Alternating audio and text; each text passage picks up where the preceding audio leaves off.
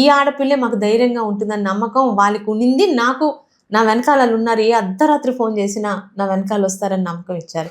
నిజంగా hats off to Palasa, TDP, Janasena and BJP. First time కూటమిలో సాధారణంగా పోటీ పడి ఉంటారు కదా మేడం, జనసేన నుంచి పోటీ పడి ఉంటారు, బీజేపీ నుంచి కూడా పోటీ పడి ఉంటారు. సహకరించారు మేడం మీకు అందరూ? అందరు సహకరించారండి, మనస్ఫూర్తిగా సహకరించారు. 5 సంవత్సరాలు అమ్మాయి మామూలు బాధపడలేదు. నాకు ఫస్ట్ సెకండ్ లిస్ట్లో రాలా. నేను కాన్ఫిడెంట్గా ఉన్నా, because my family had that trust on Chandrababu Naidu గారు. ఎందుకంటే ఫాదర్ కూడా ఎప్పుడు ఫస్ట్ లిస్ట్లో వచ్చేది కాదు, ఆయన 6 times కూడా సెకండ్ థర్డ్ లిస్ట్లోనే వచ్చేది. ఆ నమ్మకంతో మేము ఉన్నాం. కానీ భయపడ్డారు, అరే ఇంత కష్టపడింది శిరీషమ్మ కాకుండా ఇక్కడ ఎవరు ఉంటారు, ఎవరు నిల్చుంటారు, శిరీషమ్మ అయితేనే అప్పలరాజు ఓడించగలదు, ఇంకెవరు వచ్చినా అని నాకన్నా ఎక్కువ వరి అయ్యారు. ఎవ్వరు ఎటువంటి అభిప్రాయం. 3వ లిస్ట్లో వచ్చింది మేడం, 3వ లిస్ట్లో వచ్చింది పేరు. ఫస్ట్ టైం శాసనసభలోకి ఎమ్మెల్యేగా అడుగు పెడుతున్నప్పుడు ఏమనిపించింది మేడం, గుర్తుంది? అది గుర్తుందండి. అయితే హైదరాబాద్ శాసనసభని మిస్ అయ్యాను అనిపించింది. ఎక్కడైతే మా తాత 5 సార్లు ఉన్నారో, ఎక్కడైతే మా నాన్న 5 సార్లు చేశారో ఆ శాసనసభలో అడుగు పెట్టలేదు. కానీ అసలుకి ఆంధ్ర రాష్ట్ర శాసనసభలో ఒకే ప్రాంతం నుండి ఇప్పటికి 16వ శాసనసభలో ఒకే కుటుంబం నుంచి నేను 12 సార్లు అడుగుపెట్టాను. మూడో తరం. అదే ఒకే కాన్స్టిట్యున్సీని కూడా మారలేదు. ఇక్కడ కాపితే అక్కడ, అక్కడ కాపితే ఇక్కడ అని వెళ్ళలేదు. ఒకే కాన్స్టిట్యున్సీ. వేరే ఇంకొకటి నేను చాలా ప్రౌడ్గా చెప్పుకోగలనండి. శ్రీకాకుళం జిల్లా, పాత జిల్లాలోని 10 నియోజకవర్గాలు, 2 కాళింగ నియోజకవర్గాలు, 3 వెలమ నియోజకవర్గాలు, 1 ఎస్టీ, 1 ఎస్సీ, 2 కాపు నియోజకవర్గాలు ఎప్పుడు కంటిన్యూషన్ అవుతాయి. అభ్యర్థులు మారుతారేమో కానీ క్యాస్ట్ అదే. అప్పటికీ ఇప్పటికీ ఎప్పటికీ క్యాస్ట్ పేరు లేకుండా మా క్యాస్ట్ అక్కడ 2% 3% ఉన్నా కుటుంబంకున్న మంచి పేరు, కుటుంబం మీద ప్రజలకున్న నమ్మకంకో ఇస్తున్న ఏకైక నియోజకవర్గం మా నియోజకవర్గం. వాళ్ళు అక్కడ గౌతు కుటుంబం తాలూకా నీతి నిజాయితీని చూశారు. క్యాస్ట్లు చూస్తే అసలు నేను అక్కడ 2% కూడా లేను. అయినా ఈ గ్రేట్నెస్ నాది కాదు, పలాస ప్రజలకు నిజంగా పాదాభివందనం చేసినా తప్పులేదు. వాళ్ళ కులం చూడలా, గుణం చూశారు. ఆ కుటుంబం మాకేం మంచి చేసింది చూశారు. అప్పటికి ఇప్పటికీ మా కుటుంబంతో అలాగే ఉన్నారు వాళ్ళు. లోపలికి అడుగు పెడుతున్నప్పుడు ఎలా అనిపిస్తుంది మేడం, అసెంబ్లీ లోపలికి అలా అడుగు పెడుతున్నప్పుడు, ఫస్ట్ టైం ప్రమాణ స్వీకారం చేస్తున్నప్పుడు? ఏ చంద్రబాబు నాయుడు గారిని అయితే అభిమానించానో, ఆయన ముఖ్యమంత్రిగా, ఆయన అధికారంలో ఉన్నప్పుడు, గతంలో గెలుచుంటే ఎలా ఉండేదో తెలీదు, ఆయన అధికారంలో ఉన్నప్పుడు మొట్టమొదట అడుగు పెట్టాను. మా వాయిస్ని వినిపించే రైట్ ప్లేస్ ఉంది, ఆయన మాకు ఆ ఫుల్ ఫ్రీడమ్ ఇస్తారని ఒక నమ్మకంతో మహిళగా అక్కడ అడుగు పెట్టాను. మీరు ఆఫ్ షోర్ రిజర్వాయర్ ఒకటిను రైల్వే ఫ్లైఓవర్ గురించి హామీ ఇచ్చారు మేడం. అది చాలా దీర్ఘకాలికమైన సమస్య. ఆ రోజు 2026లో అడుగుపెట్టినాం, 2026 కల్లా పూర్తి చేస్తాం, మార్చికి ఇప్పుడు అన్నట్టున్నారు. ఎంతవరకు ఇస్తుంది మేడం అసలు? అది 2026లో పూర్తి చేస్తామని లేదు, లాస్ట్ 5 అది మొదలైంది. దానికి సంకల్పం చేసింది అంతకుముందు నాయకులైనా, దాన్ని గడ్డం దీక్ష చేసి చంద్రబాబు నాయుడు గారు సొంత పార్టీ మీద దీక్ష చేసి, చంద్రబాబు నాయుడు గారు శివాజీ దీక్ష చేశాడని చెప్పి దానికి దాదాపు 800 కోట్ల రోజు తీసుకొచ్చింది నాన్నగారు. వాళ్ళ R&R ప్యాకేజ్ అదంతా అయిపోయాక అది మొదలవుతున్న టైంలో పార్టీ మారిపోయింది. కనీసం అక్కడ తట్టెడు మట్టి కూడా వేయలా. ఈరోజు ఈ 1.5 yearలో 20 months I think second budget session, first mini బడ్జెట్లో 30 crores, తర్వాత బడ్జెట్లో 90 crores, 120 కోట్లు శాంక్షన్ అయ్యి వర్క్ అవుతుంది. రేపు వచ్చే జూన్కి అక్కడ బండ్లో వాటర్ నిలపగలుగుతున్నాం. అదొక 1000 కోట్ల ప్రాజెక్టు. ఖచ్చితంగా నా ఎన్నికల్లో, నెక్స్ట్ ఎన్నికలకు నేను వెళ్ళే లోపల అదిగో హాఫ్ షోర్ వాటర్, ఇదిగో నీరుని చూపించి వెళ్ళే నమ్మకం ఉంది. వర్క్ కంటిన్యూ అవుతుంది. ఆర్ఓబి మేడం, ఆర్ఓబిది కూడా నాన్నగారు మొదలు పెట్టారండి. ఆ తర్వాత అప్పలరాజు గారు ఏదో వర్క్ చేయించారు కానీ వాళ్ళకి ₹1 ఇవ్వలేదంటే, చిన్న వర్క్. అది రామ్మోహన్ నాయుడు గారి కృషితో లాస్ట్ 2024 డిసెంబర్ 11 వెళ్ళాను. 2025 ఫిబ్రవరికి శాంక్షన్ ఇచ్చారు. దానికన్నా కాస్త హై ఎస్టిమేషను. మొత్తం 48 crores శాంక్షన్ చేయించి రేపు మే లోపల దాన్ని ప్రారంభోత్సవం మేము చేయబోతున్నాం. ఇప్పుడు మే మేడం, ఇప్పుడు ఫిబ్రవరి కదా, మే కల్లా పూర్తి అయిపోతుంది అది. ఓకే ఇంకోటి పలాస మున్సిపాలిటీలో ఉన్న ప్రతి ఇంటికి కూడా కుళాయిల ద్వారా మంచినీరు అందిస్తామనేది మీరు హామీ ఇచ్చారు. అది ఎంతవరకు వచ్చింది మేడం? యాక్చువల్గా ఆఫ్ షోర్ అన్నది పలాసకి మంచినీరు, తాగునీరు, సాగునీరు, అలాగే వజ్రకొత్తూరు పలాస మండలానికి సాగునీరు అన్నది ఆఫ్ షోర్. అయితే ఆఫ్ షోర్ అయినంత వరకు కూడా పలాసలో ముఖ్యంగా వారానికి 15 రోజులకి ఒకసారి నీరు అందించే ప్రాబ్లం. ఎందుకంటే ఆఫ్ షోర్ అయినంత వరకు వాటర్ ఇది లేదు. దాన్ని లాస్ట్లోని చంద్రబాబు నాయుడు గారికి సార్ ఆఫ్ షోర్ అవుతుంది, కానీ ఈ లోపల ముఖ్యంగా ఆడపిల్లలకి బిందెలతో పట్టుకొని మున్సిపాలిటీ మీద దాడి చేస్తున్నారు, నీటి ఎద్దడి లేకుండా చేస్తానని మాట ఇచ్చాను. నాకు జల్ జీవన్ మిషన్ నుంచి మాకు వాటర్ ఇవ్వగలిగితే మాకు వాటర్ సరిపోతుందంటే 2024 డిసెంబర్లో ఆయన వచ్చినప్పుడు వెంటనే అనౌన్స్ చేశారు ఆర్డబ్ల్యూఎస్ అధికారులకి. అక్కడ నుంచి అంటే ఉద్దానం ప్రాజెక్ట్ నుంచి పలాసకి వాటర్ పైప్ లైన్ వేసి ఆ లైన్ల నుంచి అక్కడ మాకు 31 వార్డులు ఉన్నాయండి. కొండ ఏరియాలు కాకుండా దాదాపు 20 వార్డ్స్కి ఇప్పుడు వాటర్ ఇంటింటికి పైప్ లైన్లు ఇస్తున్నాం. మిగతా దానికి ఒక పెద్ద ట్యాంక్ కడితే ఆ వాటికి కూడా వాటర్ అవుతుంది. సో ఇప్పటికైతే ప్రతిరోజు నీరు ఇస్తున్నాం. వారానికి ఒక రోజు 15 రోజులకు ఒకసారి నీరు ఇచ్చే పలాస మున్సిపాలిటీలో సింధూర జలసిరి, ఎందుకంటే అప్పుడే ఆపరేషన్ సింధూర అయింది, ఆ పేరే పెట్టాము అందరూ గుర్తుండాలని. ఈరోజు వాటర్ అన్నది ఎవరి వాటర్ మాకు రావట్లేదన్న ప్రాబ్లం పలాసలో లేకుండా చేశారు. పర్మనెంట్ సొల్యూషన్ గా ఎన్ని కోట్లు ఖర్చు పెట్టి పడుతుంది మేడం దానికోసం? జల్ జీవన్ ఆఫ్ షోర్ పూర్తయిపోతే ఇంకా అసలు వాటర్ ప్రాబ్లం ఉండదండి. ఈ లోపల పర్మనెంట్ సొల్యూషన్కి ఇంకొక 2 crores కావాలి. హిల్ అంటే కొండ ప్రాంతాలు ఉన్నాయి మాకు, అక్కడ ఈ వాటర్ పైకి లాగట్లేదు. అక్కడ పెద్ద ట్యాంక్ కడితే కానీ దాన్ని అమృత్ 2లో పెట్టాము, నారాయణ గారి దృష్టిలో కూడా పెట్టాము. ఈ బడ్జెట్లో మాకు అలాట్ చేస్తాను. ఇంకోటి మేడం, కేంద్రీయ విద్యాలయం కూడా మీరు త్వరలో తీసుకొస్తున్నారు. ఇది విద్యా సంవత్సరం స్టార్ట్ అవుతుంది మేడం? 26-27కి స్టార్ట్ అవుతుందా? 26-27లో స్టార్ట్ అవుతుందండి. ఆల్రెడీ అక్కడ అంటే వాళ్ళ పర్మనెంట్ స్ట్రక్చర్కి 1 year పడుతుంది. అక్కడ ఉన్న ఒక రైల్వే ఆల్రెడీ ఇప్పుడు అక్కడ వాళ్ళు గార్డ్స్ వాడుతున్నారు, దాన్ని వెకేట్ చేయించారు రామ్మోహన్ నాయుడు గారు. కలెక్టర్ గారు కూడా దాన్ని ఆల్రెడీ వర్క్ స్టార్ట్ అయ్యాయి. దాన్ని టెంపరీగా వాళ్ళకున్న హోమ్ని అక్కడ క్లాసెస్కి కొన్ని ఇన్స్ట్రక్షన్స్ చెప్పారు. పర్మనెంట్ స్ట్రక్చర్ అయ్యే లోపల రేపు ఈ అకాడమిక్ ఇయర్లో క్లాసెస్ స్టార్ట్ అవుతాయి. అదైతే పూర్తిగా రామ్మోహన్ నాయుడు గారి సహకారం నాకు. ఎందుకంటే ఒక జిల్లాకి 1-2 వస్తుంది, శ్రీకాకుళంలో ఆల్రెడీ ఉన్నాయి, పలాసకి రావడం అనేది ఎవరు ఊహించలేదు. రాష్ట్రానికి 4 వస్తే అందులో ఒకటి నా పలాస అనేది నిజంగా నాకు గర్వకారణం. ఓకే మేడం, ఇంకోటి టిట్కో ఇల్లు ఎప్పటిలోగా లబ్ధిదారులుగా అందించబోతున్నారు? ఎందుకంటే దానికోసం మీరు గతంలో పోరాడారు. దీంతోపాటు ఉదుహుద్దు దానికి సంబంధించి కూడా మీ నాన్నగారి హయాంలోనే కీలకంగా వాటికి శ్రీకారం చుట్టారు. అప్పట్లో 2000 హల్లుని కరెక్ట్గా ఎలక్షన్స్ ముందు మాకు తిత్లీ రావడం ఒక 6 నెలలు తిత్లీ దీంట్లోకి వెళ్ళిపోయారండి. 2018 అక్టోబర్లో తిత్లీ వచ్చింది. ఆ టైంలో హుదూద్ ఇల్లు అని చెప్పి మనం బెనిఫిషరీస్ సెలెక్ట్ చేసాం. తిత్లీ మొత్తం అల్లా కల్లాలం చేసేసరికి ఆ తర్వాత ఆ బెనిఫిషరీస్ ఆ తర్వాత ఫిబ్రవరి నుంచి ఎలక్షన్ కోడ్ రావడం ఇవ్వలేకపోయాం. వాటిని పూర్తిగా నాశనం చేశారు ఈ 5 years. అది నాకు ఇటు అచ్చెన్నాయుడు గారికి నా సోదరుడు అశోక్ గారికి కూడా ఉన్నాయి మా దగ్గర. వాటన్నిటికీ ఒక 30 crores ఎస్టిమేషన్ వేశారు. అంటే కనీసం అక్కడ ఉన్న గోడలు బాగానే ఉన్నాయి కానీ అన్ని రిపేర్ అవి చేసి ఇవ్వాలని. సో దానికి ఆల్రెడీ ఈ బడ్జెట్లో మాకు అలాట్ చేస్తారు, పార్థసారథి గారు చెప్పారు. ఇక టిట్కో అనేది మీరు ఈరోజు పేపర్లో చూశారు, మొత్తం మనకున్న 26 జిల్లాల్లో 23 జిల్లాలకి ఈ ఉగాదికి ఇచ్చేస్తున్నారు. జూన్ కల్లా మిగతా 3 జిల్లాలు, ఆ 3 జిల్లాల్లో మా శ్రీకాకుళం కూడా ఉంది, మా పలాస అందులోనే ఉంది. అంటే జూన్ కల్లా మీరు టిట్కో ఇల్లు అనేది ఆల్రెడీ మాకు ఇన్ఫార్మ్ కూడా చేశారు. మిగతా ఈ ఉగాదికి 23 జిల్లాలు అయిపోతున్నాయి, ఇంకా మిగిలింది మా 3, అవి కూడా కంప్లీట్ చేసి ఇచ్చేస్తారు. ఇంకోటి మేడం, పలాస అంటే మామూలుగా అంతర్జాతీయంగా జీడిపప్పుకి బాగా ప్రసిద్ధి. దానికి సంబంధించిన కార్మికులు చాలా ఇబ్బంది పడుతున్నారు, వాళ్ళకి హెల్త్ బెనిఫిట్స్ లేవు, ఏమీ లేవు. దానికి సంబంధించి కూడా మీరు గతంలో మాట్లాడారు. దీంతోపాటు ఒక బోర్డు కూడా ఏర్పాటు చేస్తున్నారు కార్మికుల సంక్షేమం కోసం, జీడిపప్పు దానికి సంబంధించిన రైతుల కోసం, వాటి కోసం. ఏమైంది మేడం, అది ఎంతవరకు వచ్చింది అసలు? క్యాష్యూ బోర్డుకి పర్మిషన్స్ వచ్చాయండి. అయితే మీరు అన్నట్టు దానికి ఒక ప్లేస్ అలాట్ చేశారు. దానికి చిన్న టెక్నికల్ ప్రాబ్లం ఉంది, అదైతే క్యాష్యూ బోర్డ్ స్టార్ట్ అవుతుంది. అయితే మేము ఇప్పుడు ప్రయత్నిస్తూ ఫైట్ చేస్తుంది మినిమం సపోర్టింగ్ ప్రైస్. ఎందుకంటే జీడిపప్పు ధర మార్కెట్లో ఇలా పైకి వెళ్తుంది, అలానే ఉంటుంది. కానీ జీడి పిక్కలు ఏదైతే రైతులు పండిస్తున్నారో అది అప్ డౌన్ అవుతుంది. గతంలో 2014-19కు ముందు దాదాపు 11,000 13,000 చేసి జీడి పిక్క గత 5 సంవత్సరాలు వైసీపీ హయాంలో 6,000కి 7,000కి పడిపోయింది. దానికి ఇప్పుడు ఎంఎస్పి మినిమం సపోర్టింగ్ ప్రైస్ అని గత 2 అసెంబ్లీల్లోనే నేను అచ్చెన్నాయుడు గారికి అడగడం జరిగింది, దాన్ని కేంద్రానికి కూడా పంపడం జరిగింది. రీసెంట్గా సీతారామన్ గారి బడ్జెట్లో కోకో బోర్డు అదే జీడి మామిడి అలాగే కోకోకి మూడిటికి కూడా క్లస్టర్స్ డెవలప్మెంట్ చేస్తా అన్నారు. దీంట్లోనే ఖచ్చితంగా అది అవుతుందని నమ్మకం ఉంది.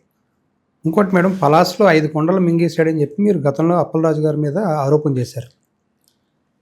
కట్ చేస్తే ఇప్పుడు ఆ గ్రావెల్ తరలించారనేది, అక్కడున్న గ్రావెల్ తరలించడంలో వెంకన్న చౌదరి గారి పాత్ర ఉన్నది అనేది ఆ పార్టీ నుంచి వచ్చిన విమర్శలు. అప్పుడు కొండలు తవ్వేసాడు అనేది మీరు ఆరోపించిన వ్యక్తే ఇప్పుడు మళ్ళీ మీ మీద ఆరోపణ చేస్తున్నారు. ఆరోపణకి సాక్ష్యం ఉండాలి, నిజం ఉండాలి. అప్పలరాజు గారి మీద నేను ఆరోపణ చేయలే. ఏ కొండనైతే తవ్వేశాడో ఆ కొండ దగ్గరికి వెళ్ళి 2022 ఏప్రిల్లో ఈ కొండకి తవ్వడానికి కంకర తరలించడానికి పర్మిషన్ లేదు అని వాళ్ళ గవర్నమెంట్లోనే చాలా కొద్ది కాలం సిన్సియర్ ఆఫీసర్గా మా దగ్గర పనిచేసిన వికాస్ మర్మట్ అసిస్టెంట్ కలెక్టర్ ఈ అప్పలరాజు గారు ఆయన్ని ట్రాన్స్ఫర్ చేశారు. ఎందుకంటే ఆయన ప్రతి వారం మా పలాస వచ్చి ఈ రెవెన్యూ భూములు కబ్జాల మీద ఆయన ఆపేవారు. 2 నెలలు 3 నెలల నుంచి ఆయన తీశారు. అదే వికాస్ మర్మట్ అని, he's from Rajasthan, direct IAS.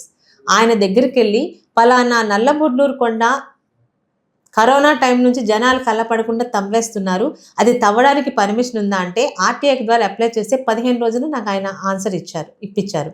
ఆ కొండని తవ్వడానికి ఎవ్వరికీ అనుమతులు ఇవ్వబడలేదు, దయచేసి లోకల్గా ఉన్న రెవెన్యూ అధికారుల ద్వారా యాక్షన్ తీసుకోండి అని. MROకి ఇస్తే, అమ్మ మీకు తెలుసు ఇక్కడ ఉన్న మంత్రి ఎలాంటి వాడో, నేను అసలు ఏమి చేయను, మీరు పోలీసులకు చెప్పండి. పోలీసులకు చెప్తే మైనింగ్ వాళ్ళ ఇష్టం, వాళ్ళు చూసుకోండి. ఇంకా ఆ గవర్నమెంట్లో ఎలా పనిచేశారో మీకు తెలుసు.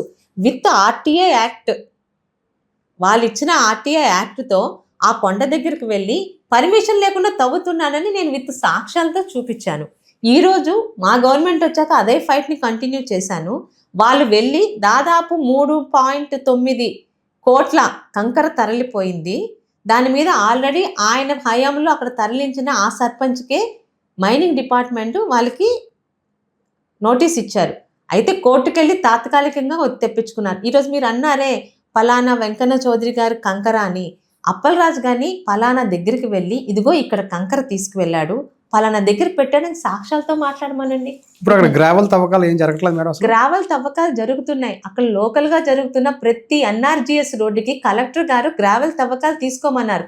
NRGS రోడ్స్కి గ్రావెల్ లేకుండా ఎలా పనులు అవుతాయండి?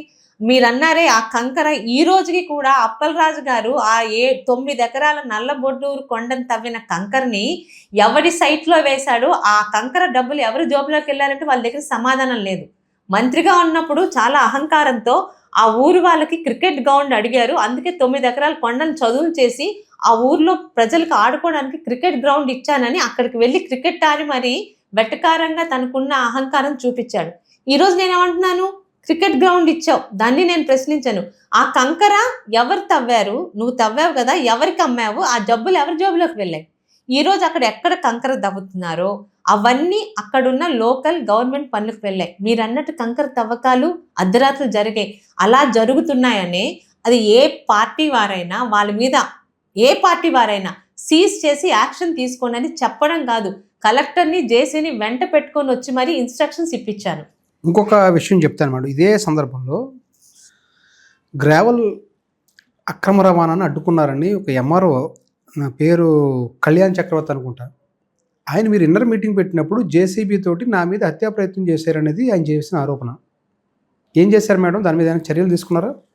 ఇప్పుడు నా ఫోన్ తీసుకొచ్చి మీకు ఆ MRO కల్పిస్తాను.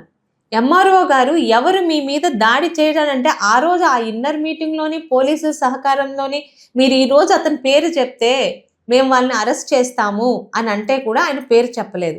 అది జరిగిందా లేదా ఆ MROకి మాత్రమే తెలుసు. ఆ రోజు ఆ మాటను తప్పించుకోవడం నాయకులు ఎవరైనా బెదిరించి ఉండొచ్చుగా. ఏమండి, నేను ఓపెన్గా అడిగాను. ఇప్పుడు ఎలా ఉంటుందంటే ఈ రోజుకి MRO ఆ కలెక్టర్ గారు ఎదురుగా నేను తప్పైంది అలా అండం ఫ్లోలో అనేసాను అన్నారు తప్పితే ఆ పేరు చెప్పట్లేదు. ఈ రోజుకి అడుగుతున్నాను, మీకు ఆ MRO నెంబరు ఇస్తాను, మీరు ఇక్కడ నుంచి వెళ్ళాక పలానా శిరీష ఇలా చెప్పింది మీ నెంబర్ ఇచ్చి మాట్లాడమని చెప్పండి. నేను ఎన్నోసార్లు అడిగా, ఎందుకంటే ఇలాంటి రెవెన్యూ ఆఫీసర్ల వల్ల మాకు చెడ్డ పేరు వస్తుంది. నా కింద ఎవరున్నా నేను అరెస్ట్ చేయిస్తానని చెప్పాను కదా. ఇప్పుడు నేనే చెప్పించినప్పుడు నేను చేస్తుంటే నా పేరే చెప్పండి. పలాస్లో షాడో ఎమ్మెల్యేగా మీ భర్త వెంకన్న చౌదరి గారు వ్యవహరిస్తున్నారనేది సర్వత్రా వినిపిస్తున్న విమర్శలు.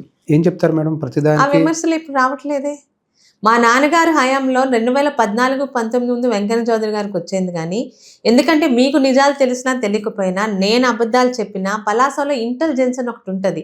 వెంకన్న చౌదరి గారు ఇక్కడ వాళ్ళ తల్లిదండ్రులతో ఉంటారు. ఎల్లుండి నాకు అసెంబ్లీ ఉంది, నేను అసెంబ్లీకి వెళ్తున్నాను, మా పలాసలోని మందసాల్లో చాలా ప్రసిద్ధి చెందిన దేవాలయం వాసుదేవ పెరుమాళ్ దేవాలయంలోని భార్యాభర్తలం వస్త్రాలు ఇవ్వాలి, ఆ పనికి వెళ్ళి రాత్రి వెనక్కి అవుతున్నారు. ఈ 2.5 సంవత్సరాల్లో ఛాలెంజ్ చేసి చెప్తున్నాను, నిరూపిస్తే ఈ రోజే నేనే కాదు నా కుటుంబం అంతా రాజకీయాల నుంచి వెదగలుగుతాం.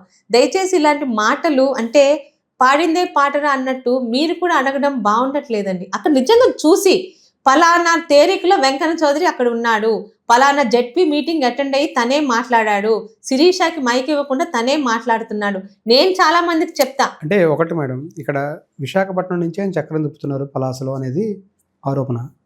దీంతోపాటు మొన్న ఈ మధ్యన ఆయన మాజీ మంత్రి సేదురు అప్పలరాజు గారు ఒక కామెంట్ చేశారు, మున్సిపాలిటీలో సంబంధించిన రోడ్ సైడ్ బళ్ళ దగ్గర మామూలు వసూలు చేస్తున్నారు అన్నది ఒకటి. అదే రోజు దాని ఆన్సర్ కూడా బయటకు వచ్చిందండి. మున్సిపాలిటీలో సంబంధించిన కాదు, రాత్రిపూట వెళ్ళిపోతున్న కొన్ని లారీలు పలాస లారీలని వాళ్ళకి ఐడెంటిఫై పోలీసులకు ఉండడానికి దాని మీద పలాస అని రాసుకున్నారు. అప్పల్ రాజు గారు పక్కాగా అబద్ధాలు చెప్పే వ్యక్తి. నాట్ ఓన్లీ అప్పల్ రాజు, సాక్షిలోని చంద్రబాబు నాయుడు గారు గుండె వివేకానంద రెడ్డి గారిని చంపేశారన్నది ఎంత వాస్తవమో ఈరోజు వాళ్ళు చెప్తుంది కూడా అంత వాస్తవమే. అంటే మీరు అడిగే ప్రశ్నల్లో కూడా కనీసం రీజనబుల్గా ఉంటే, ఎందుకంటే నేను విసిగిపోయాను. ఈరోజు అక్కడ ఓన్లీ శిరీష ఉంటుంది, నా భర్త ఇక్కడ, నా పిల్లలు ఇక్కడ, నా తల్లిదండ్రులు ఇక్కడ, కనీసం మా నాన్నగారు ఎమ్మెల్యేగా చేసిన మా నాన్నగారు కూడా నా దగ్గర వచ్చి ఉండట్లా, ఆయన సోంపేటలోనే ఉంటున్నారు. ఎందుకు మేడం అంటే ఎందుకు మేడం, ఇప్పుడు అధికారంలో లేని సందర్భంలో మీ మీద కష్ట సాధింపు చర్యలు చేసి లాస్ట్ 5 ఏళ్ళు కూడా మానసికంగా కావచ్చు, లేదంటే చాలా ఇబ్బంది పెట్టిన సందర్భాల్లో మీరు కన్నీళ్ళు పెట్టుకున్న సందర్భాలు కూడా ఉన్నాయి. హుందాతనంగా ఫైట్ ఉంటే అది బాగుంటుంది అనేది మీరు ఎప్పుడు ఆలోచించేది. ఇప్పుడు కూడా ఎందుకు అంటే విధంగా అల్లుడు ట్యాక్స్ అనేది ఒకటి, లేదంటే కనుక మున్సిపాలిటీలో వెండర్స్ దగ్గర వాళ్ళ దగ్గర డబ్బులు వసూలు చేస్తున్నారు, మీ మనుషులు, మీ పేరు ఎత్తలేదు డైరెక్ట్గా కానీ తెలుగుదేశం పార్టీ నేతలు వసూలు చేస్తున్నారు, ఇలాంటి ఆరోపణలు చేయడం వెనక ఉద్దేశం అంటే ఏంటనుకుంటున్నారు అసలు మీరు? నేను చెప్తున్నాను కదా, నేను అసెంబ్లీకి వెళ్ళినప్పుడు ఇంపార్టెంట్ అనే ఈవెంట్స్ ఏంటి, టెంపుల్లోని బట్టలు ఇవ్వాలన్నా అక్కడ కొన్ని కమ్యూనిటీ మీటింగ్స్ పిలుస్తారు. శిరీష్ అమ్మగారు లేకపోయినా మా ఇంట్లో ఫంక్షన్కి వాళ్ళ కుటుంబ సభ్యులు హాజరవ్వాలి, నాన్నగారు హాజరవుతారు, నాన్నగారు కూడా లేకపోతే వెంకన్న చౌదరి గారు హాజరవుతారు. ఒకటి ఇంకోటి మేడం, మీకు ఉద్దానం సమస్య గురించి లాస్ట్ టైం మేము కిడ్నీ రీసెర్చ్ సెంటర్ పెట్టాము, మేము అధికారులు కిడ్నీ రీసెర్చ్ తీసుకుంటే ఉద్దాన సమస్యని చాలా వరకు తగ్గించామనేది ఆ ప్రభుత్వం చాలాసార్లు దాన్ని హైలైట్ చేసుకుని చాలా గొప్పలు చెప్పింది. ఇప్పుడు ఉద్దాన సమస్య తగ్గినట్టేనా మేడం? సమస్య తగ్గలేదండి. ఉద్దానం కిడ్నీ వ్యాధులకి రీజన్ ఏంటో ఎవరు కనుక్కోలేకపోతున్నారు. రీసెంట్ స్టడీస్ ప్రకారం నాట్ ఓన్లీ ఇన్ ఉద్దానం, రాష్ట్రంలో చాలా ఏరియాల్లో కిడ్నీ సమస్యలు ఉన్నాయని స్వయంగా అసెంబ్లీ సాక్షిగా మన పిఆర్ మినిస్టర్ గారు కూడా చెప్పారు. అయితే ఉద్దానంలో ఎక్కువగా ఆ కాలంలో జనరేట్ అయ్యాయి. అంటే మీరు అన్నట్టు కిడ్నీ సమస్యలు అందరికీ ఉన్నాయి, ఉద్దానంలో ఎక్కువ ఉండేసరికి దాని సమస్య ఏంటంటే 2018 తిథిలి వచ్చినప్పుడు చంద్రబాబు నాయుడు గారు అక్కడ వారం రోజులుండి ఇక్కడ ఒక కిడ్నీ రీసెర్చ్ సెంటర్ పెడదామని ఆయన ఫౌండేషన్ వేశారు. ఆ ఫౌండేషన్ వేసిన దగ్గర 2024 మేలో ఎలక్షన్లు వస్తున్నాయనగా అప్పల్ రాజు గారు 5 సంవత్సరాల్లో కట్టిన ఏకైక బిల్డింగు, ఆయన చెప్పుకోవడానికి 2023 డిసెంబర్లో జగన్మోహన్ రెడ్డి గారిని గబగబా పిలిపించి ఒక పెద్ద హాస్పిటల్ ఓపెన్ అయితే చేశారు. ఆ హాస్పిటల్లో ఆయన అధికారంలో ఉన్న 6 నెలల్లో ఒక్క డయాలసిస్ మిషన్ కూడా తీసుకురాకుండా, ఏవైతే 2014-19లో చంద్రబాబు నాయుడు గారు ఇమీడియట్గా శ్రీకాకుళం జిల్లాలో ఇటు పలాస, అటు హరిపురము, అటు టెక్కలి, అలాగే కంచిలి, సోంపేట అన్నిట్లో కిడ్నీ డయాలసిస్ సెంటర్స్ పెట్టారో, మా హాస్పిటల్లో ఉన్న ఆ 10 యూనిట్లని, మా టైంలో మా నాన్నగారి హయాంలో వచ్చిన ఆ 10 యూనిట్లని ఈ హాస్పిటల్కి తరలించి ఇక్కడ డయాలసిస్ అవుతుంది అన్నారు. కానీ అక్కడ ఎటువంటి రీసెర్చ్కి ఆయన ఎటువంటి ప్రయత్నం చేయాల. మేము వచ్చాక ఆల్రెడీ ఆ 10 డయాలసిస్ యూనిట్లకి వెంకన్న చౌదరి గారు తన స్నేహితుల సహకారంతో 5 యూనిట్లు, అలాగే కలెక్టర్ గారి సహకారంతో 2 యూనిట్లు, మేము ఎక్కడైతే ఐఓసి డీలర్స్గా చేస్తున్నాం. ఐఓసి కంపెనీ సహకారంతో ఇంకొక 3 యూనిట్లు, ఇంకొక 10 యూనిట్లు ఎక్స్ట్రాగా మేము తీసుకొని వచ్చాం. అలాగే మా గవర్నమెంట్ హయాంలో ఇప్పటికి 12 కోట్లు అక్కడ రీసెర్చ్కి అలాట్ చేశారు. ఇంకొక 9 కోట్లు అక్కడ ఉన్న ఇన్స్ట్రుమెంట్స్కి మేము తీసుకొచ్చాం. అంతేగాని అప్పలరాజు గారు ఇళ్ళకి కానీ పండగ అయిపోతుంది అనుకున్నారు. బిల్డింగ్ కట్టింది ఆయనే, దాన్ని నేనేం కాదనట్లా. 5 సంవత్సరాల్లో ఆయన చెప్పుకునేది ఏదన్నా ఉందంటే అదొక్కటి మాత్రమే. నిపుణులు ఇప్పుడు రావడం జరిగిందా మేడం అక్కడికి? ఇప్పుడు జార్జియా ఇన్స్టిట్యూట్, అలాగే మీరు వైజాగ్ వాసులే కాబట్టి మీ అందరికీ తెలిసిన రాష్ట్ర వ్యాప్తంగా పేరున్న రవిరాజు గారు ఆల్రెడీ దే స్టార్టెడ్ దేర్ టెస్ట్లు ఓవర్ దేర్. ఇప్పుడు అందుబాటులోకి వచ్చాయి మేడం ఆల్మోస్ట్ ఆల్? ఇప్పుడు నెలకి లేకపోతే వారానికి అన్నట్టుగా ఏమైనా వచ్చాయి మేడం? ఇంకా అసలు టెస్ట్లు అవి రాలేదా? అంటే నాకు అర్థం కాలే మీ క్వశ్చన్. రీసెర్చ్కి ఏ ఏ గ్రామాల్లో ఎక్కువ పేషెంట్స్ ఉన్నారో, ముఖ్యంగా ఒకే కుటుంబానికి సంబంధించి 3-4 ఉన్నారో ఆ ఊళ్ళని ఐడెంటిఫై చేసి వాళ్ళ తాలూకా యూరిన్ శాంపిల్స్, వాళ్ళ బ్లడ్ టెస్టులు టెస్టులు ఇది ఆల్రెడీ స్టార్ట్ అయ్యి కూడా 1 year అయింది. జార్జియా ఇన్స్టిట్యూట్ వచ్చి వాళ్ళు టాప్ ఫ్లోర్లో చేస్తున్నారు.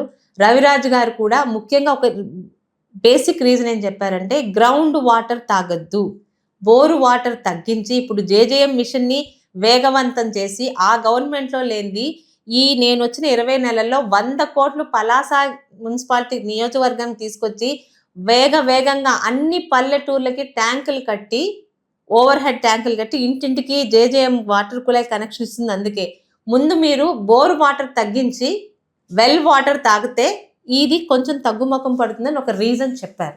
అంతేగాని ఇద్దంగా అసలు కిడ్నీ సమస్య ఉద్దానంలో ఎందుకు ఎక్కువ ఉన్నదని దాని మీద టెస్టులు మొదలవుతున్నాయి.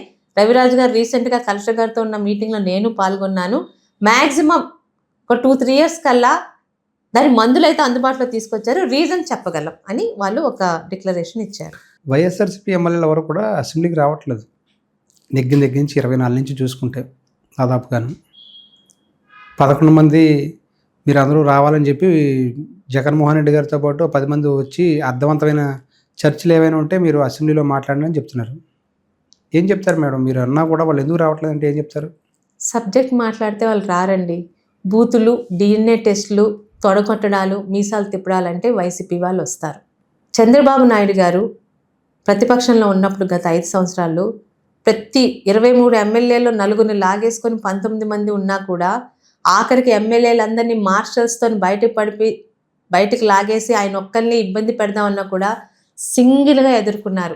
ఏ రోజు ఆయన రావడం మానేశారంటే తన భార్యని తనను కట్టుకున్నందుకు రాజకీయంగా తనను ఎదుర్కోలేక తన భార్య మీద అప్రాచ్యపు మాటలు మాట్లాడుతున్నందుకు ఆ కౌరవ సభకి నేను రాను, గౌరవ సభకు వస్తాను అని చెప్తూ నేనొక్కడిని ఆ డెసిషన్ తీసుకున్నాను. మీ అందరు ఎమ్మెల్యేలు అక్కడికి వెళ్ళి వాళ్ళని ప్రశ్నించాల్సిందని వాళ్ళ బాధ్యత నేర్పించి లోపలికి పంపించారు.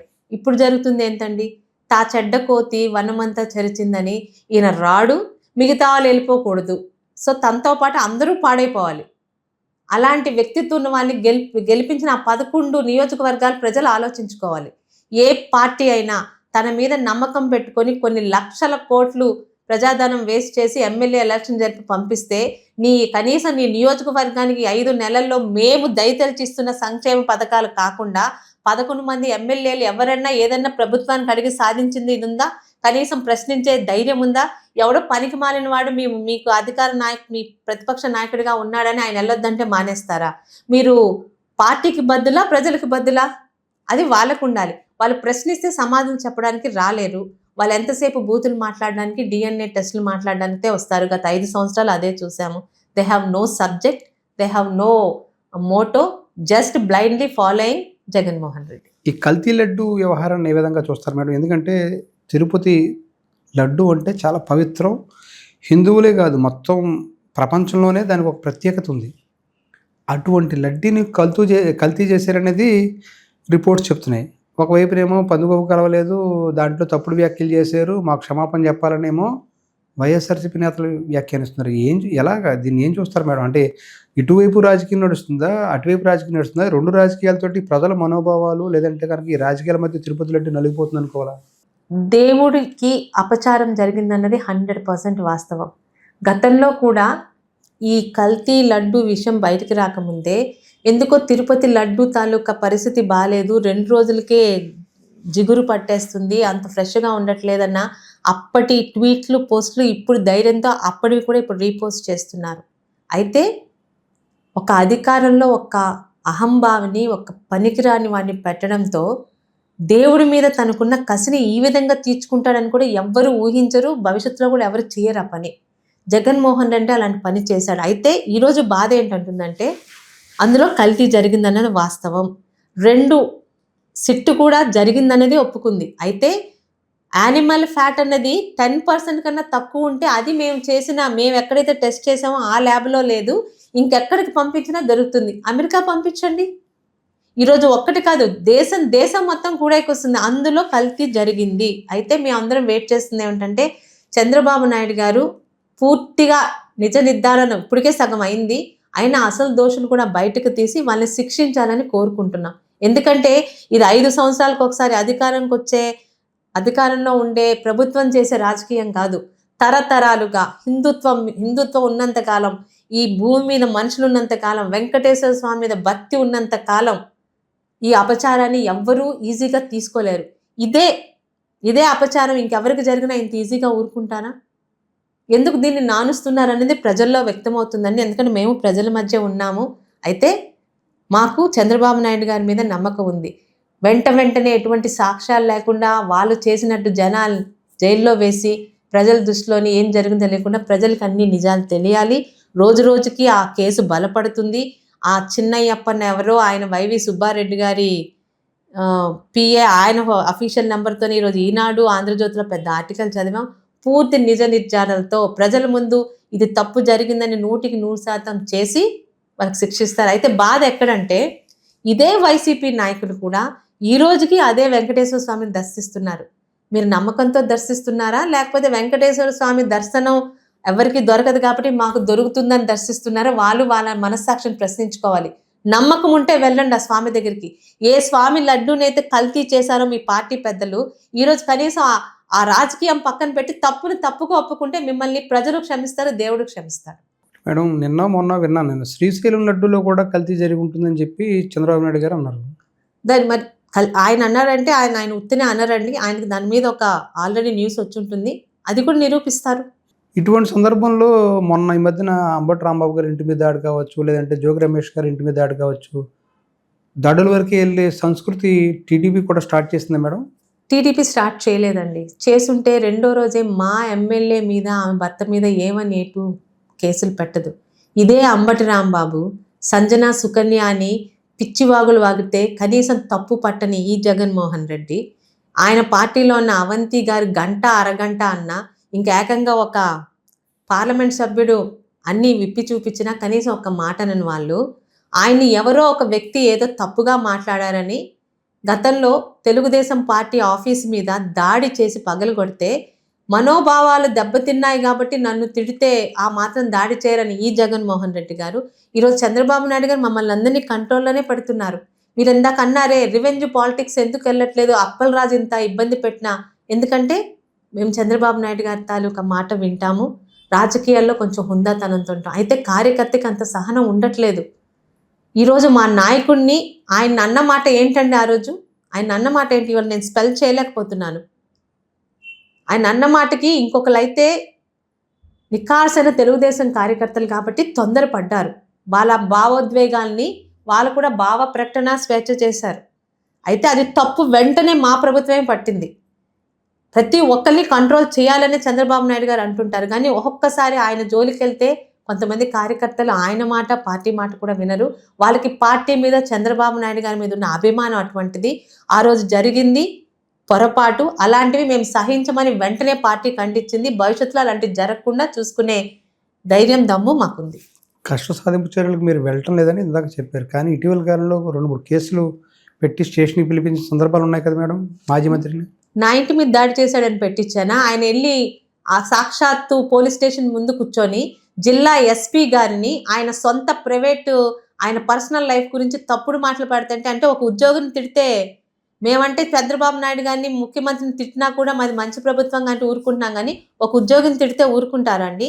అప్పలరాజు గారిని ఆఫీసుకి పిలిపించింది ఏ విషయాల్లో మీరు తెలుసుకొని నన్ను అడిగితే దాన్ని కక్ష సాధింపు చర్యలా కాదా నేను మాట్లాడగలను. చివరగా మేడం, మీరు విస్తరణలో మంత్రిగా మీ పేరు వినిపిస్తుంది, లోకేష్ గారి టీం అని మీ పేరు వినిపిస్తుందా, లేకపోతే మీకు కూడా అవకాశం ఉండొచ్చు అనేది? నేనైతే అది వినలేదండి. మీరు అన్నారు, నేనైతే విస్తరణలో నా పేరు అనేది ఇంతవరకు వినలేదు. అది ఇచ్చినా ఇవ్వకపోయినా వీఆర్ ఫ్రమ్ టీడీపీ ఫ్యామిలీ. నా తండ్రిలాగా ఆ పార్టీకి రాజకీయాల్లో అంత టైం ఉండను, ఆయనలాగా 6 సార్లు నేను ఉండను. కానీ ఉన్నంతకాలం మా మెయిన్ మోటో చంద్రబాబు నాయుడు గారి అవసరం ఈ రాష్ట్రానికి ఉంది, నాకు ఉంది, నా పిల్లలకు ఉంది, వాళ్ళ భవిష్యత్ తరాలకి ఉంది. రాజకీయాలు భవిష్యత్ ఎవరైనా రావచ్చు, కానీ 5 సంవత్సరాల్లో సొంత రాష్ట్రం మీద పగపట్టి సొంత పిల్లల్ని చంపుకున్న పాము కన్నా అత్యంత నీచంగా వ్యవహరించారు జగన్మోహన్ రెడ్డి గారు. ఒక అమర్ రాజా లాంటి బ్యాటరీస్, ఒక 9,000 మంది ఉద్యోగాలు ఇచ్చే ఒక కొత్త ప్లాంట్ని తెలంగాణకి తరిమేసింది ఈయన కాదా? కియా కంపెనీని చంద్రబాబు నాయుడు గారు తీసుకొచ్చారని వాళ్ళ తాలూకా ఎక్స్టెన్షన్ ప్లాంట్స్ని ఇక్కడ రాకుండా చెన్నైకి వెళ్ళిపోయినట్టు చేసింది ఈయన కాదా? 5 సంవత్సరాలు ఇక్కడ ఫేక్ సభలు పెట్టి ఏవో వచ్చేస్తున్నాయి మనకి పక్క రాష్ట్రాల నుంచి, పక్క దేశాల నుంచి సమ్మిట్ పెట్టి చెప్పింది ఈయన కాదా? ఈరోజు చంద్రబాబు నాయుడు గారు చెప్పటం చేసి చూపిస్తున్నారు. స్టీల్ ప్లాంట్ని అమ్మించి దాకా తీసుకొచ్చింది ఈ జగన్మోహన్ రెడ్డి కాదా? రైల్వే జోన్ అని చెప్పి అంతకుముందు మాకు 22 మంది ఎంపీలు ఉంటే రైల్వే జోన్ తీసుకొస్తానని 5 సంవత్సరాల రైల్వే జోన్ కాదు కదా, ఒక కొత్త రైలు కూడా తీసుకురాలేదు ఈ జగన్మోహన్ రెడ్డి కాదా? ఈరోజు రాజకీయాల్లో ఈరోజు ఉంటాం, పదవుల్లో ఈరోజు ఉంటాం, ఇంకో రోజు ఉండమండి. కానీ ఈ రాష్ట్రంలో ఎప్పటికీ మనం ఉంటాం. రాష్ట్రానికి మంచి చేసే నాయకులు కావాలి. ఈ రోజున్న నాయకుల్లో తన వయసుని లెక్క చేయకుండా నా రాష్ట్రం టాప్ పొజిషన్లో ఉండాలని ఆయన పర్సనల్ లైఫ్ని కూడా పక్కన పెట్టి, నిజంగా ఆయనకు ఒక్కొక్కసారి ఫీలింగ్స్ ఉండవని అందరికి అనిపిస్తుంది. ఆయనకి ఫీలింగ్స్ ఉన్నాయో లేదో కానీ రాష్ట్రంలో ఆయన పుట్టడం మన అదృష్టం. ఈ రాష్ట్ర ప్రజలు గత 5 సంవత్సరాలు ఆయన గుర్తించక పక్కన పెట్టడం ఆయన దురదృష్టం. ఒక చెడ్డవాడిని చూసాకే మంచివాడి వాల్యూ తెలుస్తున్నట్టు చంద్రబాబు నాయుడు గారు ఈజీగా మనకి అన్ని పథకాలు తీసుకొచ్చి పెడుతున్నప్పుడు రోజు పప్పన్నం పెట్టేవాడి కన్నా ఒకరోజు ఎవరో బిర్యానీ పెట్టేవాడిని గత 5 సంవత్సరాలు ఎన్నుకున్నారు. దాని ఫలితం అనుభవించారు. ఈరోజు రైతుల దగ్గర నుంచి, నిరుద్యోగుల దగ్గర నుంచి, మహిళల దగ్గర నుంచి ప్రతి ఒక్క వర్గానికి అన్యాయం జరిగింది గత 5 సంవత్సరాలు. రాష్ట్రంలో ఏం జరిగింది? ఒక్క మేజర్ ఇరిగేషన్ ప్రాజెక్ట్లోని ఒక్క నీరన్నా తీసుకొచ్చారా? రైతులు ఎలా బ్రతుకుతారండి? అలాంటివి చాలా ఉన్నాయి మాట్లాడాలంటే. ఈరోజు నేను ఎమ్మెల్యేగా కూర్చునిపోయానని కాదు, ఎమ్మెల్యేగా కూర్చొని మీలాగా 5 సంవత్సరాలు ఏం చేశామంటే ప్రతిరోజు విత్ జీవో కాపీస్తో సహా ఎక్కడ ఏం అభివృద్ధి చేశానో ఆ రోడ్డుని, ఆ హాల్ని, ఆ కుళాయిని అన్ని మీకు చూపించే స్థితిలో నేను 20 నెలలుగా నేను పని చేశాను కాబట్టి ధైర్యంగా నేను ముందుకు వెళ్తున్నాను. 20 సంవత్సరాలు ఏమీ చేయలేదు, 5 సంవత్సరాలు ఏమీ చేయలేదు, ఇంకొక 5 సంవత్సరాలు టైం ఇస్తే చేస్తానని కబుర్లు చెప్పలా. పోలవరం మీద ఎన్ని డేట్లు మార్చాడు ఆయన? మొన్న ఏం చెప్పాడు ఎన్నికలకు ముందు? ఇంకొక 2 సంవత్సరాలు, నాకు ఇంకో 5 సంవత్సరాలు అవకాశం ఇస్తే 2027 కంప్లీట్ చేస్తానంటాడా? అలాంటి కబుర్లు చెప్పలా. ఆఫ్ షోర్ మీద మాట ఇచ్చాను, ఈరోజు నా హయాంలోనే అది పూర్తి అవుతుంది 2029 లోపల. వచ్చే జూన్లో కల్లా అక్కడ బండి మీద నీరు నిల్చోపెట్టగలుగుతున్నాం. ఆర్ఓబి మాట ఇచ్చాను, మేలో పూర్తి చేస్తున్నాను. అలాగే నౌపాడ ఒక 100 కోట్ల project road, Naupada to Venkatagiri road already దాన్ని కూడా రామ్మోహన్ నాయుడు గారు 42 కోట్లు తీసుకొచ్చారు. అది కూడా రేపు మే తర్వాత స్టార్ట్ అవుతుంది. ప్రతిదీ నేను ఎన్నికల్లో ఇచ్చిన ప్రతి హామీ 80% ఇప్పటికి మొదలు అయిపోయాయి, 60% పూర్తి అయ్యాయి. ఆఫ్ షోర్ పూర్తి అవడంతో నేను చెప్పింది 100% పూర్తి అవుతుంది. మధ్యలో ఎంఎస్పి జీడి పిక్కలకి సరైన ధర తెచ్చగలిగితే 100% నేను ఇచ్చిన హామీని పూర్తి చేసే ఎమ్మెల్యేగా నేను ఎప్పుడు ఏ టైంలో అడిగినా ప్రజలకు ఆన్సర్ చెప్పే అవకాశం. 2029లో మళ్ళీ మీరు ఏదైతే హామీలు ఇచ్చారో హామీలు నెరవేర్చుకునే ఎన్నికలకు వెళ్తారా మేడం? ఖచ్చితంగా. ఆల్రెడీ ఆ హామీలన్నీ మొదలైపోయాయి, 2-3 ఈ సంవత్సరాల్లో పూర్తవుతాయి. ఆఫ్ షోర్ 29 లోపల పూర్తయి నీటిని తీసుకొని వచ్చే నేను వెళ్తాను. ఆ నమ్మకం నా పార్టీ మీద, చంద్రబాబు నాయుడు గారి మీద నాకుంది. Okay madam, thank you. Thank you అండి.